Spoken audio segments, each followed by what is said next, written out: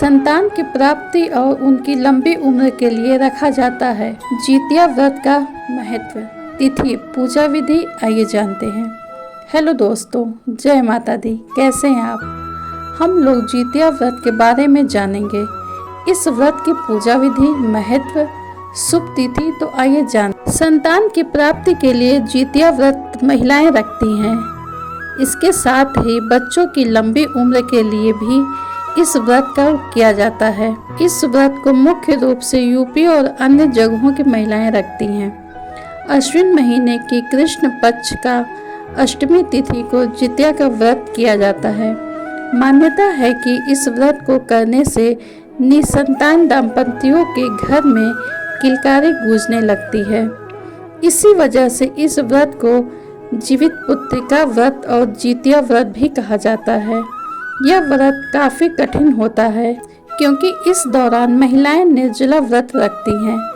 इसके साथ ही भगवान जीमूत वाहन की पूजा की जाती है। आइए जानते हैं तिथि और मुहूर्त के बारे में। जितिया का व्रत हर साल अश्विन माह के कृष्ण पक्ष की अष्टमी तिथि को रखा जाता है। इस साल अष्टमी तिथि की शुरुआत मंगलवार 24 सितंबर 2024 को 12:38 पर शुरू होगी और अष्टमी तिथि समापन बुधवार 25/2024 दोपहर 12:10 पर होगा।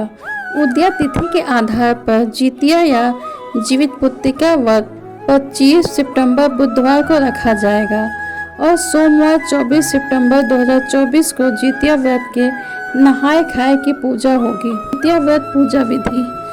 जितिया व्रत के दिन सुबह उठकर स्नान आदि कार्य करने के बाद सूर्य देव की पूजा करके इसके बाद घर के मंदिर में एक चौकी रखें।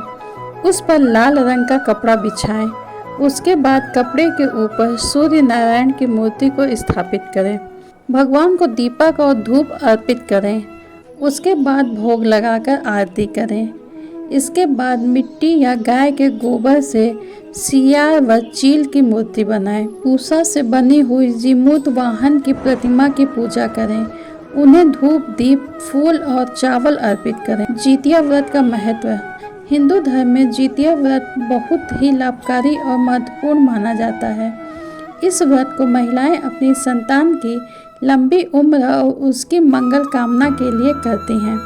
माना जाता है कि इस व्रत को रखने से सभी साधक को अनेक प्रकार के कष्टों से मुक्ति मिल सकती है।